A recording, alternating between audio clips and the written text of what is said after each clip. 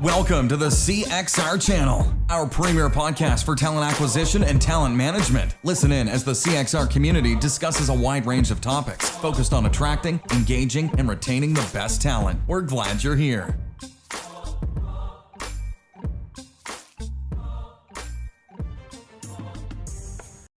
Welcome, everybody, to another Career Crossroads podcast. I'm excited that you've decided to either dial into the show or listen to us later when you're on your treadmill or your Stairmaster or doing your thing with the dog.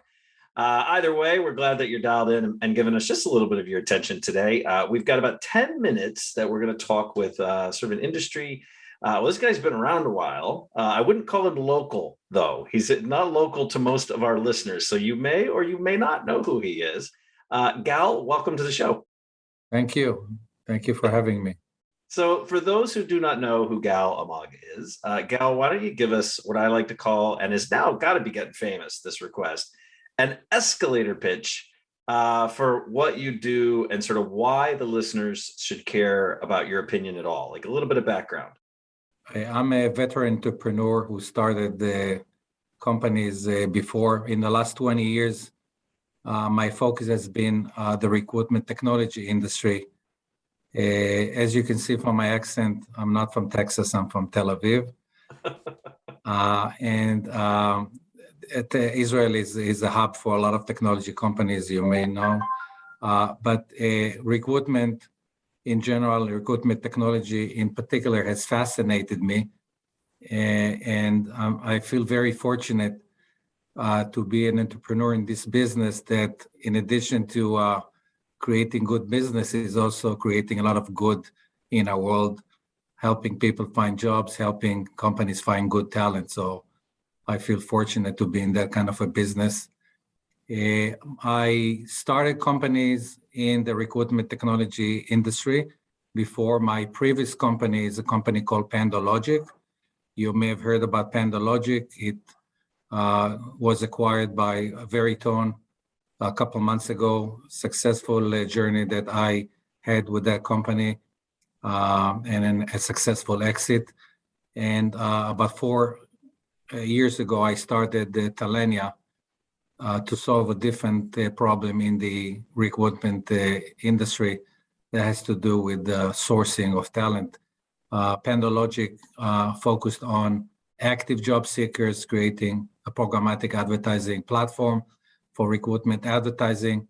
Talenya is focused on automating the sourcing process and bringing AI into that process. Nice. Well, so I just learned this in the green room while we were kind of waiting to get started. So I love a good heartstring story. So before we kind of jump into the topic of AI and recruiting and sourcing, is it a true fact that your partner, she is a recruiter, or she was a recruiter and now she's in HR? Absolutely. And I always like to say that I created the company to help my wife. And I was watching her doing sourcing on LinkedIn, entering keywords, sifting through listings, contacting people one by one. And I felt it wasn't a good use of her time. And she said, if you know better, invent some technology that can help me, spend my time better.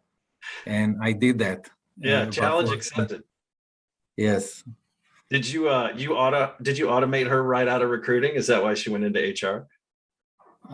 She's had, over 20 years of recruitment experience. She is actually the HR manager for Talenya, for our company.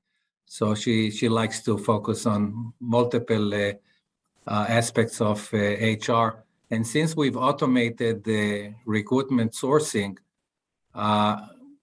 everyone can source by themselves. We don't need so much the help of recruiters in our company.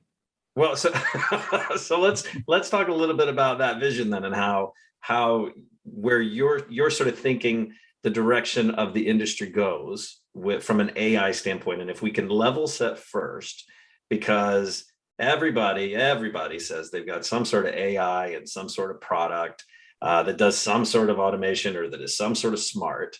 So without talking about maybe Talenya specific, can you sort of give us an overview of sort of what you think AI is in the recruiting space? So a lot of people talk about AI, and I'm sure HR professionals, talent acquisition professional hear the buzzword AI, and there's a lot of hope, but a lot of disappointment. And this is because number one, people don't really understand what AI is, and number two, it's difficult. You and me would look at the same resume and see different things. You cannot create a widget that would know what to do in every case. There's a lot of psychology. The biggest challenges are lack of data. We use primarily LinkedIn, but if you're an engineer, more of your information would be on sites like GitHub or Stack Overflow, and you may not be even found on LinkedIn. LinkedIn is limited to 3 degrees of separation, so you cannot access, the entire talent pool of 780 million on LinkedIn. It's dispersed, outdated, and when you start with that, in sourcing, you're already in a disadvantage. That's one thing. The other challenge is the fact that you use keywords in today's recruitment. Mhm. And keywords are both inefficient and discriminatory. You only find people who happen to have the right keywords on their profile. And, good recruiters have developed skills and capabilities to come up with the right job title, add keyword, eliminate keyword. AI can change that completely and do it in a more efficient, comprehensive, and immediate way without spending hours.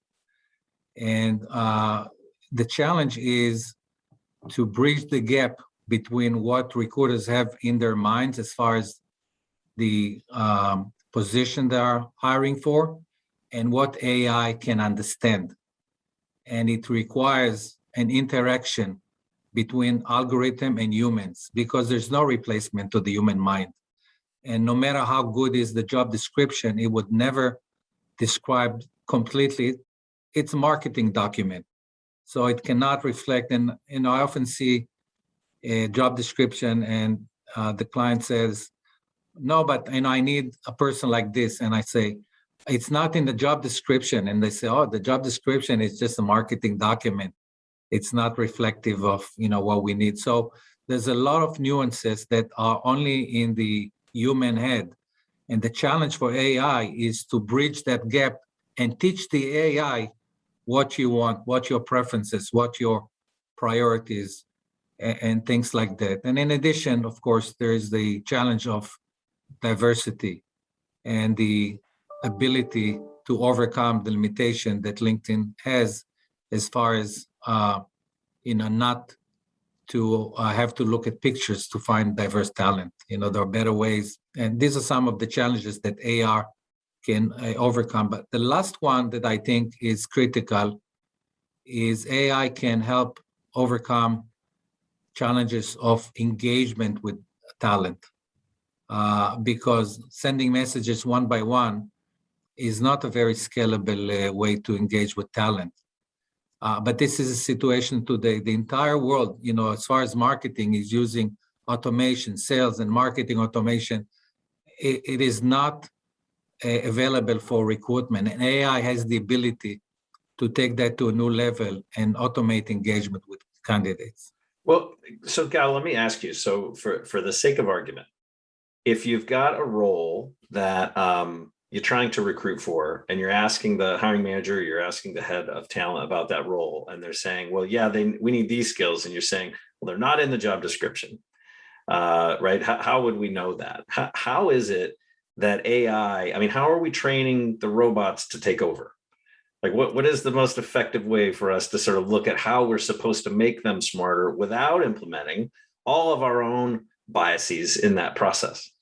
I came to the conclusion that AI by itself cannot create a very high quality search, okay? For every job, you need to train the algorithm at least once.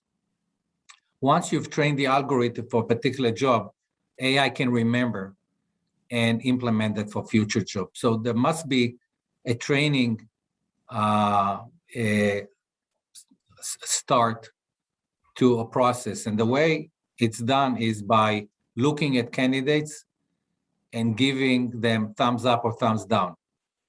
And machine learning can look at the ones you've selected and the one you've disqualified and learn from that, okay? In some cases, it can say, I see that you've disqualified many candidates who did not have a particular skill. Would you like me to add that to your search? And you say yes, and that's going to be added. But for the most part, thumbs up or thumbs down will give you a very good way to calibrate your search. It's not going to be 100%, okay?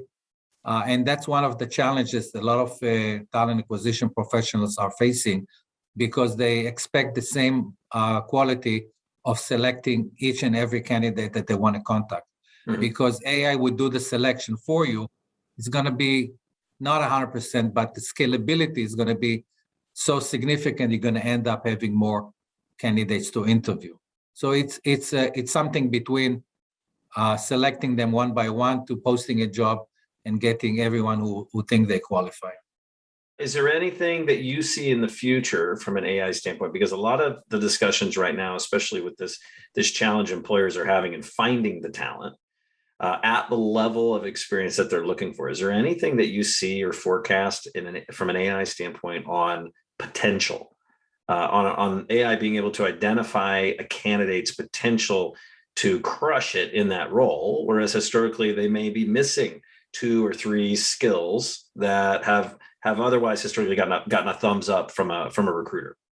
I'll answer in 2 ways. Number one, AI has the ability to predict and add missing skills, because a lot of people have partial resumes, and especially women and minority tend to post 20 to 30% less skills. AI has the ability to say, I'm looking at you, 90% of people like you have this skill, you must be missing the skill. I'm going to add it to your profile.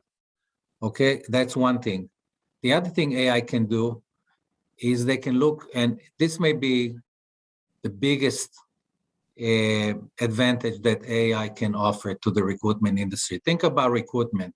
You're trying to fill a job with someone who's done exactly the same job and agreed to move from his job to your company, okay? Mm-hmm. You have to pay him more money.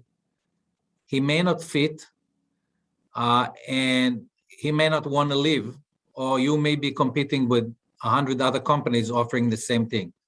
It is very difficult, very, very difficult. While in your company, there are a bunch of people who are not exactly the type of candidate you're looking for, but with 2 or 3 months of training, not only they would be as good as someone from the outside, but they will be better because they are familiar with your culture, they've had success in your company, and they would appreciate the opportunity you've given them.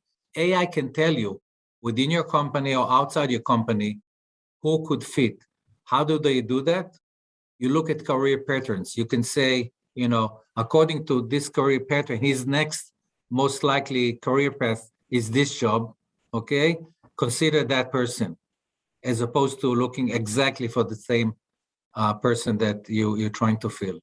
That's a beautiful thing to think that AI can begin to take on the issue of internal mobility, because we know that has wonderful ripples downstream from cost of recruitment and hiring and DE&I, all of that good stuff. But if the robots are going to decide who moves next based on the historical moves within the organization, do we risk repeating the same moves over and over and not offering up anybody from a different function within the organization that could still be successful in this role and even diversify maybe that function or department? Chris, I believe so much in AI that I think that what you just said is very possible, okay? You're saying if we keep moving the same people from the same position to the next position, we're creating a pattern, okay? But AI can look at data from different perspectives and say, that person doesn't have any of the skills and experiences, but based on our analysis, because of their education and other career patterns, there may be greater risk, but, talk to them. And I'll tell you, I hire data scientists straight out of school, no experience, okay? Mm-hmm. And it does take a couple of months to train them, but these young people are so brilliant, so energetic, so motivated that in a couple of months they do a better job than if I would have hired, 20-year data scientist from a different company with more, double money and things like that.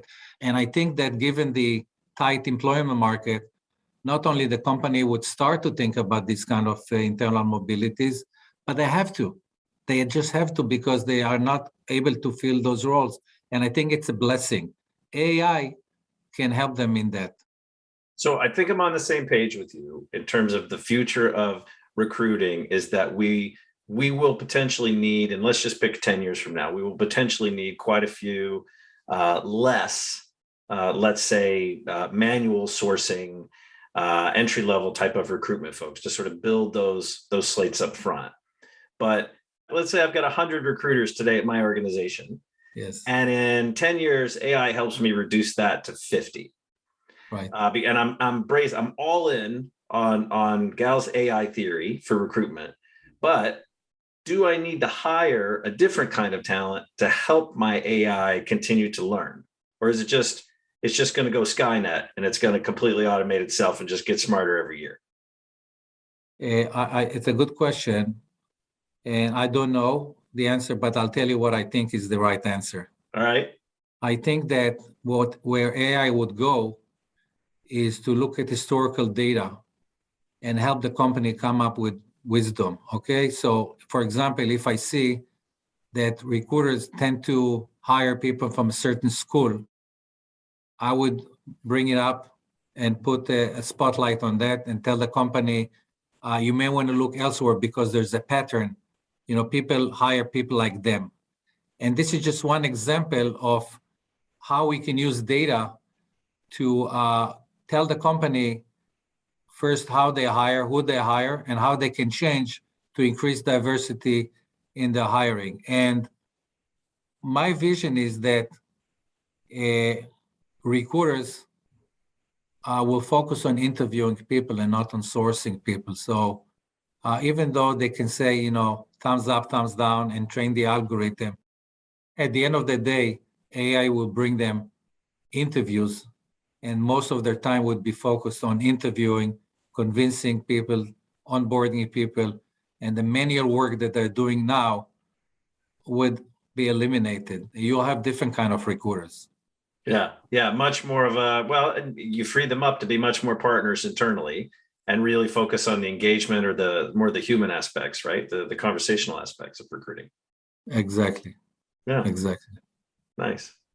Well, Gal, for anybody, leave us from a final thoughts perspective, anybody who's considering really looking into AI for recruitment, is there somewhere, where would you recommend that they start? If I'm a senior recruiter, I haven't even talked to my leaders, and I just keep hearing about robots, is there some resource or somewhere you would recommend that they begin to do their homework at? I know a company called Talenya. It's like softball in here sometimes, isn't it? I'll tell you what I do recommend, because companies need to do some research. Okay, I'm not objective, but we do have a user guide that talks about AI and recruitment from different perspectives, and at least they need to know what they need to look at when they explore AI. And that's available on Talenya's website. You can download it for free and then decide, and then start your research. And then you come back to Talenya. It's a good starting point. Yes. Gal, thank you so much. We really appreciate the time that you've given us today. I know you've got a super busy schedule, but we're glad you carved it out for us. Thank you. My pleasure. For those of you who stuck with us, coming up on November 23rd, we're really excited. Elaine Orler, who is affectionately, I like to call strategy and recruiting tech thought leader and buddy. She's been in our space for ages. We've known her for years and years. We're going to get together and talk about what we're thankful for. It will, after all, be the week of Thanksgiving in the United States. So we're going to talk a little bit about that. And from what I hear, there might be some costumes involved. So you're going to have to dial in live to see that. And we'll talk to you then. Until then, we hope to see everybody online in the CXR community at cxr.works. Thanks very much. Thanks for listening to the CXR channel. Please subscribe to CXR on your favorite podcast resource and leave us a review while you're at it. Learn more about CXR at our website, cxr.works, facebook.com and twitter.com/careercrossroads, and on Instagram at careerxroads. We'll catch you next time.